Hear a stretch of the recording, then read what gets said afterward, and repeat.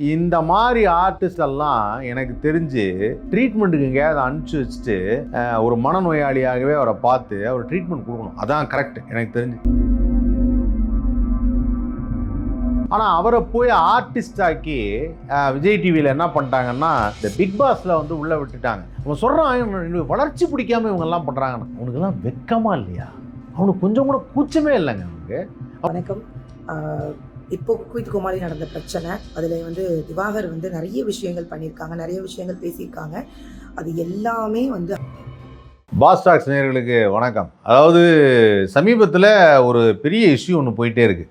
அது வேறு யாரும் இல்லை, திவாகர் இந்த வாட்டர்மெலன் ஸ்டார் அப்படின்னு தனக்கு தானே சொல்லிட்டு தெரியாது இல்லையா, அவருடைய இஷ்யூ தான் வந்து பயங்கரமாக போயிட்டுருக்கு.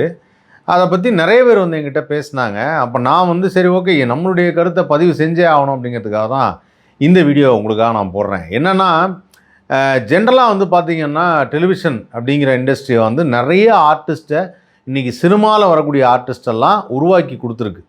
கிட்டத்தட்ட வந்து பார்த்திங்கன்னா இந்த டெலிவிஷனில் தான் சிவகார்த்திகேயனே அறிமுகமாகறாரு. இன்றைக்கி ஒரு மாபெரும் ஹீரோ.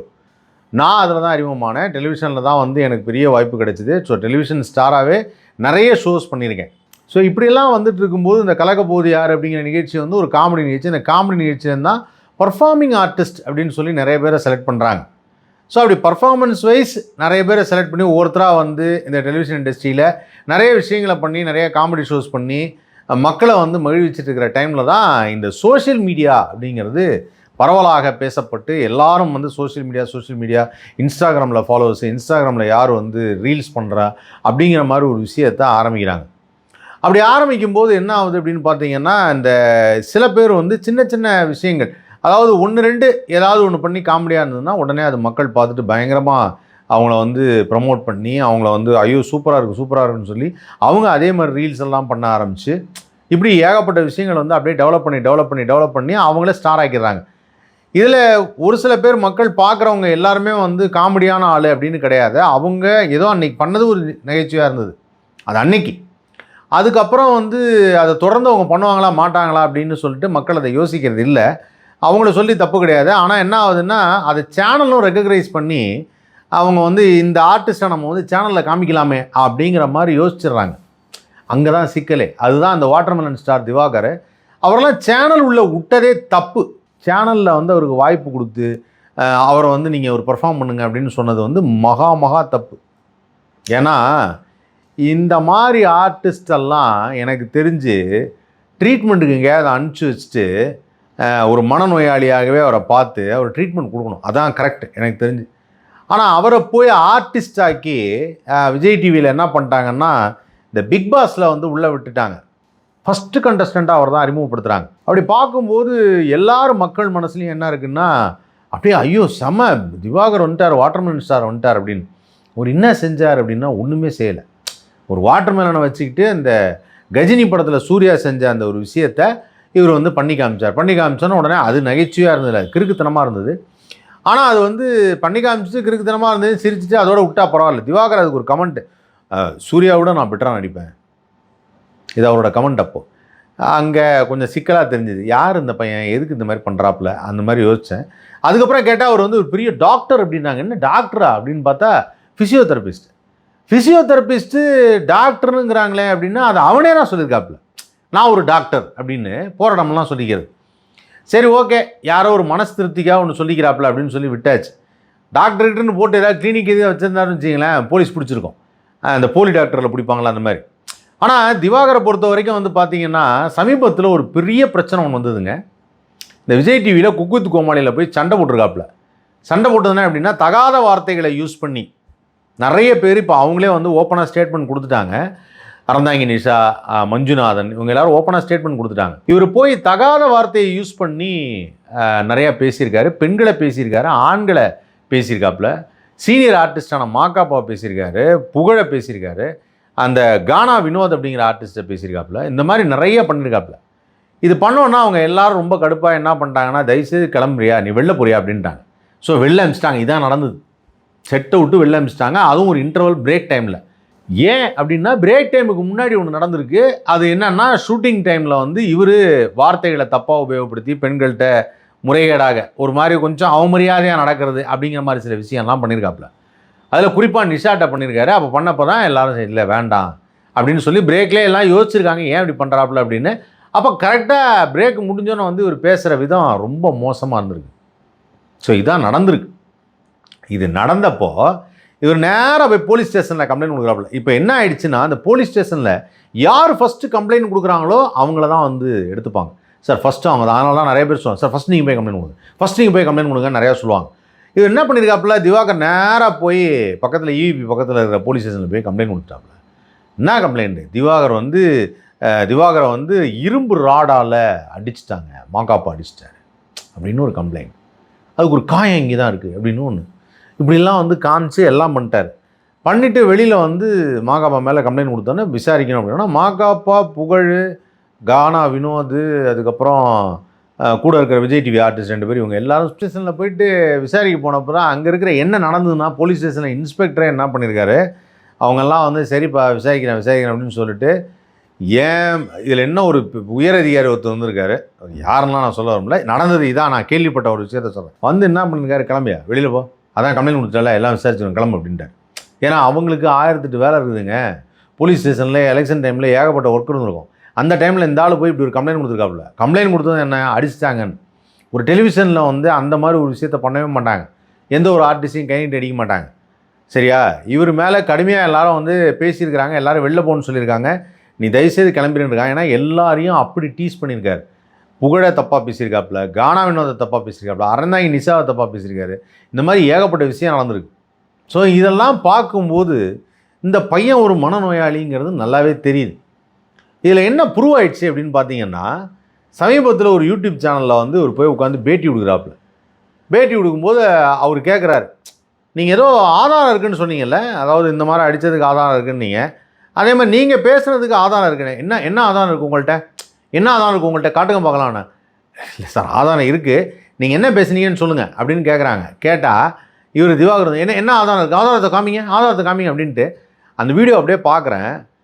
ரொம்ப ரொம்ப ரொம்ப மோசமாக இருந்தது. என்னென்னா, இவர் டக்குன்னு ஆதாரத்தை காமிங்கன்னு சொன்ன உடனே இவர் ஃபேஸ் மாறுது. அவர் அந்த ஆங்கர் வந்து ஒரு ஃபோன் எடுத்துகிட்டு வச்சு, இது என்னன்னா அப்படின்னு வீடியோ காமிக்கிறது முன்னாடி பட்டுன்னு அங்கே இருக்கிற கேமராவை பிடிச்சி உடச்சி இந்த பக்கம் நவுத்தி அவங்களோட சண்டை போட்டு உடனே ஒரு செல்ஃபிக்கு முன்னாடி என்னை அடிக்கிறாங்க, என்னை திட்டுறாங்க, என்னை வந்து ரூமில் அடைச்சி வச்சிட்டாங்க, என்னை அடிக்க போகிறாங்க, என்ன இந்த மாதிரி படம், இப்படியெல்லாம் இவர் உடனே செல்ஃபியில் லைவில் வீடியோ போட ஆரம்பிச்சிட்டாப்புல. எவ்வளோ பெரிய ஒரு கிரிமினல் பாருங்கள். ஒரு ஆங்கர் கேட்கும்போது அந்த கேள்விக்கு பதில் தெரியலங்கிறதுனால இவருடைய ரியாக்ஷன் எப்படி இருந்திருக்கு பாருங்கள். இதே வேறு யாராவது இருந்திருந்தால், சப்போஸ் அந்த இடத்துல ஒரு யூடியூப் சேனலில் அவங்க கேமரா ஆன் பண்ணாமல் இருந்தால், இல்லை வேறு யாராவது வீடியோ எடுக்காமல் இருந்திருந்தா எல்லாரும் என்ன பண்ணியிருப்பாங்க, திவாகரை தான் நம்பியிருப்பாங்க இல்லையா? ஏன்னா லைவ் போகுது. ஸோ சோஷியல் மீடியாவை தவறாக யூஸ் பண்ணுற ஒரு எச்சத்தனமான ஒரு பொறுக்கித்தனமான ஒரு கேரக்டர் தான் திவாகரோட கேரக்டர். அவரெல்லாம் இண்டஸ்ட்ரியில் இருக்கவே கூடாது. மறுபடியும் சொல்கிறேன், அவருக்கு இந்த திரைப்படத்தில் வாய்ப்பு கொடுக்கறது, அதுக்கப்புறம் வெப்சீரிஸில் வாய்ப்பு கொடுக்கறது, சீரியலில் வாய்ப்பு கொடுக்கறது, இந்த டெலிவிஷன் ஷோவில் கூப்பிட்றது, ஏதாவது ஒரு டெலிவிஷன் இண்டஸ்ட்ரியோ மீடியாவில் இருக்கிற யாராவது ஒருத்தர் அவரை என்கரேஜ் பண்ணி ஒரு விஷயத்தை செஞ்சாங்கன்னா அவங்க மீடியாவுக்கே லாயக்கு இல்லைன்னு அர்த்தம். அதான் உண்மை. தயவு செய்து இதோட நிறுத்திக்கங்க, வேண்டாம்.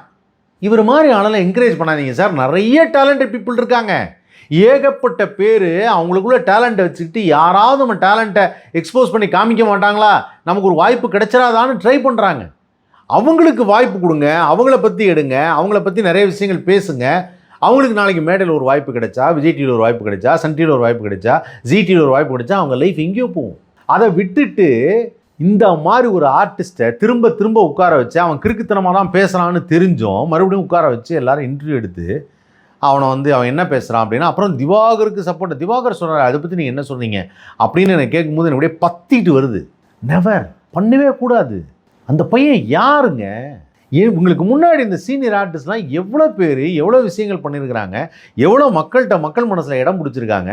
அந்த பையன் யாருன்னு நான் கேட்குறேன். அவன் சொல்கிறான், வளர்ச்சி பிடிக்காமல் இவங்கெல்லாம் பண்ணுறாங்கன்னு. அவனுக்கெல்லாம் வெக்கமாக இல்லையா? அவனுக்கு கொஞ்சம் கூட கூச்சமே இல்லைங்க.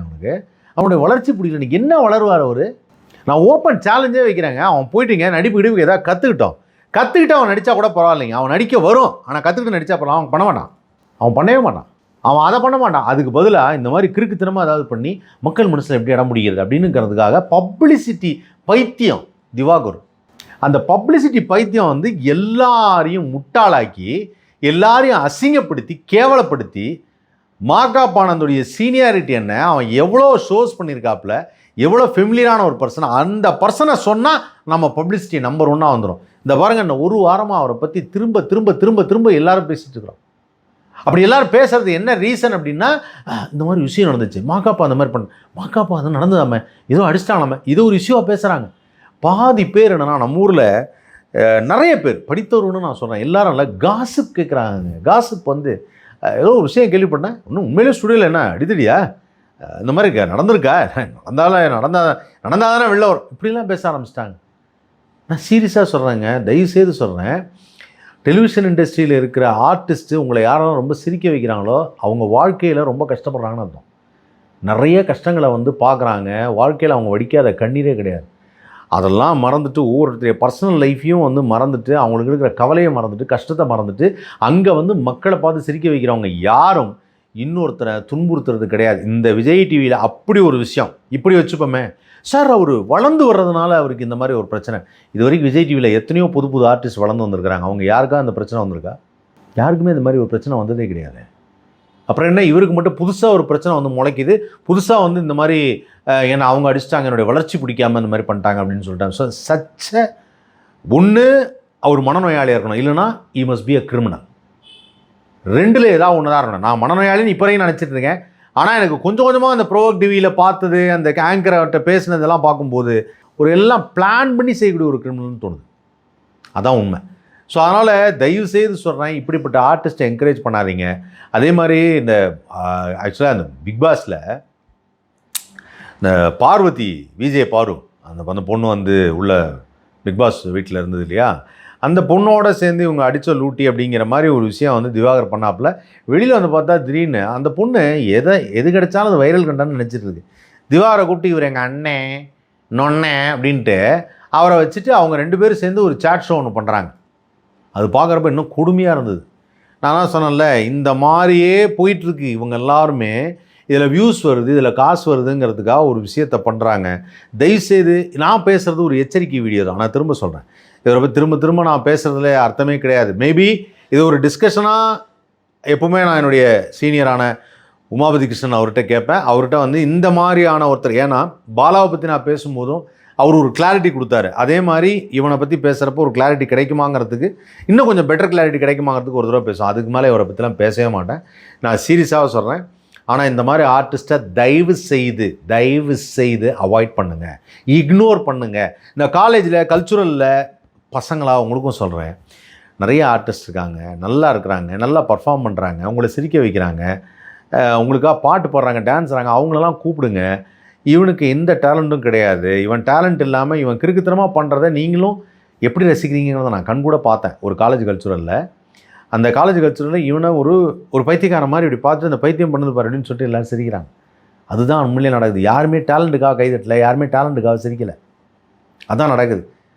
ஒரு சைடாக பார்த்தா நான் நினச்சேன், அப்போ சே நம்ம ஏதாவது பாவம் பண்ணுறோமோ, அந்த மாதிரி ஒருத்தரை வந்து நம்ம ட்ரீட் பண்ணுறோமே அப்படின்னு நினச்சேன். ஆனால் அப்புறம் தான் தெரியுது அவர் தான் நம்மளை வச்சு செஞ்சுருக்காருன்னு. இவங்கெல்லாம் கிறுக்குத்தனம்னா நல்லா நம்பிடுவாங்க, நம்ம எப்படி வேணாலும் கிரிமினலாக நடந்துக்கலாம், கேட்டால் நான் வந்து விளையாட்டுக்கு செஞ்சேன், இல்லை காமெடிக்காக செஞ்சேன்னு சொல்லிடலாம் அப்படின்னு யோசிச்சிருக்காப்புல. எவ்வளோ அசிங்கங்க, எவ்வளோ அசிங்கம். ஆனால் ஒன்று தான் சொல்கிறான், அவன் எல்லாம் எனக்கு இந்த ஆதாரத்தை காட்டுறான், நான் மாக்காப்பா என்ன செஞ்சார் தெரியுமா, அது செஞ்சார் தெரியுமான்னு ஒரு இடத்துல வீடியோவில் சொல்கிறான், வாய் கூசாமல் சொல்கிறான். நான் தான் கேட்டேன், அவன் என்ன செஞ்சான்னு யாருமே கேட்க மாட்டேங்கிறாங்க. அவனெல்லாம் என்ன பண்ணலாம்? தயவுசெய்து காவல்துறை அதிகாரிகளும் வந்து இப்படிப்பட்ட ஒருத்தன் வந்து அவனெல்லாம் வந்து கேஸ் எடுக்காதீங்க. பெட்டர் அவனை என்ன பண்ணுங்கள், மென்டல் ஸ்டெபிலிட்டிக்கான அவனெல்லாம் கவுன்சிலிங் ஃபஸ்ட்டு அனுப்பிடுங்க சார். இவனை ஃபஸ்ட்டு கவுன்சிலிங் அனுப்பிட்டு ஒரு சைக்காட்ரிக் டாக்டர் வந்து இல்லை அவர் நார்மல் ஸ்டேட்டில் தான் இருக்கார் அப்படின்னு சொன்னதுக்கு பிறகு அந்த கேஸையோ சிஎஸ்ஆர் ஃபைல் பண்ணுறதையோ அதுக்கப்புறமா பண்ணிக்கங்க சார். தயவுசெய்து சொல்கிறேன், இவனெல்லாம் என்கொயரிக்கே எடுக்காதீங்க. காவல்துறை அதிகாரிகளுக்கு இது வேண்டுகோளாக வைக்கிறேன். ஏன்னா இந்த மாதிரி ஆர்டிஸ்ட் எடுத்து உங்கள் நேரத்தை வீணடிக்காதீங்க. மக்களுக்கு உங்கள் மேலே வந்து ஒரு பெரிய ஒரு நம்பிக்கை உண்டு. ஏதாவது கரெக்டான ஒரு பிரச்சனை வரும்போது காவல்துறை அதிகாரிகள் எடுத்து பண்ணுவாங்க, அவங்க வந்து சப்போர்ட்டாக இருப்பாங்க, அவங்க தான் அதை வந்து தீர விசாரிப்பாங்க அப்படின்னு ஒன்று இருக்குது. இதெல்லாம் நீங்கள் பண்ணும்போது இல்லை அவங்களுக்கே ஒரு ஒப்பீனியன் வந்து வேறு மாதிரி மாறிடும். அதனால் மதிப்பிற்குரிய காவல்துறை அதிகாரிகள் எல்லாத்துக்குமே சொல்லிக்கிறேன், தயவுசெய்து இந்த மாதிரி கேஸ்லாம் எடுக்காதீங்க, உங்கள் நேரத்தை வீணடிக்காதீங்க. உங்களுடைய மென்டல் ஸ்டெபிலிட்டிங்கிறது ரொம்ப முக்கியம். இதை பற்றி யோசிக்கிறதுனால உங்களுடைய மனதுக்கே வந்து ஒரு பாதிப்பு ஏற்படும். சீரியஸாக சொல்கிறேன், தயவுசெய்து அதை வந்து வேண்டாம். அதெல்லாம் நான் சொல்லுவேன். இதோட வந்து இந்த இஷ்யூவை தயவுசெய்து இனிமே திவாகரை யாரும் கூப்பிடாதீங்க, யாரும் என்கரேஜ் பண்ணாதீங்க, எந்த சேனலும் அவருக்கு வந்து ரெக்கமெண்ட் பண்ணாதீங்க, யாரும் இந்த ஷோஸ் கூப்பிடாதீங்க. அவர் ஏதோ படித்தவர்னு சொல்கிறார் இல்லையா, ஃபிசியோதெரபிஸ்ட்டாக இருக்கார். படித்தவருக்கு இந்த ஊரில் எல்லா இடத்துலையுமே வேலை உண்டு. ஏதாவது ஒரு ஹாஸ்பிட்டலில் போய் ஃபிசியோதெரபிஸ்ட்டாக இருக்கட்டும், ட்ரீட்மெண்ட் பார்க்கட்டும், மென்டல் ஸ்டெபிலிட்டியோடு இருந்தால் தயவுசெய்து ஹாஸ்பிட்டலும் டாக்டர்ஸும் பார்த்துக்கங்க. டாக்டர்ஸும் வந்து அவர் கரெக்டான ஸ்டெபிலிட்டியோட இருக்காரான்னு பார்த்துக்காங்க. இல்லைனா அவருக்கான ட்ரீட்மெண்ட்டை கொடுங்க. அவங்க ஃபேமிலிஸ் தயவுசெய்து அவர் கூப்பிட்டு போய் அவருக்கான ட்ரீட்மெண்ட்டை கொடுங்க. அவர் நல்லபடியாக வரட்டும், அதுக்கப்புறம் அவர் வேலை பார்க்கட்டும். திரும்ப இந்த இண்டஸ்ட்ரிக்கு மட்டும் அவர் வந்துடவே கூடாதுங்க. அசிங்கப்படுத்திட்டு போயிட்டாப்புல, எல்லாத்தையும் கேவலப்படுத்திட்டாப்புல. வாய் கூசாமல் ஒருத்தர் சொல்கிறாரு, நான் வந்ததுக்கப்புறம் தான் விஜய் டிவியில் டிஆர்பியே வந்ததுங்கிறாரு. அப்படியே எனக்கு கோவம் தலைக்கு ஏறுது எனக்கு. அந்த மாதிரி பேசுகிறத ஃபஸ்ட்டு கிறுக்குத்தனம்னு நினச்சோம். பாடுறா காமெடியாக பேசுகிறாப்புலன்னு. அப்புறம் தான் தெரிஞ்சுது அது காமெடியில் ரொம்ப சீரியஸாக பேசுகிறாப்புலன்னு. நம்மளை முட்டாளாக்குறதுன்னு ஒன்று இருக்குல்ல, அந்த மாதிரி முட்டாளாக்கி பேசுகிறது. தயவுசெய்து அந்த மாதிரி ஒரு பர்சனுக்கு இடம் கொடுக்காதீங்க. இது என்னுடைய கைண்ட் ரிக்வஸ்ட். தயவுசெய்து சொல்கிறேன், என்னோடய கைண்ட் ரிக்வஸ்ட். என்னை நீங்கள் தப்பாக எடுத்துக்கிட்டாலும் பரவாயில்லைங்க. நான் ஒரு ஆர்டிஸ்ட்டை பற்றி இப்படி பேசுகிறேன்னு நீங்கள் நினச்சாலும் பரவாயில்ல. ஆனால் நான் தெளிவாக சொல்கிறேன், இந்த மாதிரி பர்சனை அவாய்ட் பண்ணுறது தான் நல்லது. There is no second chance. இவன் நாளைக்கு வீடு பூந்தாலும் பிரச்சனை, டெலிவிஷனில் பூந்தாலும் பிரச்சனை, ஏதாவது ஒரு வேலைக்கு போனாலும் பிரச்சனை. He has to go undergo treatment பண்ணி தெளிவாயிட்டு அதுக்கப்புறம் வந்தால் okay. So please let's stop Diwakar.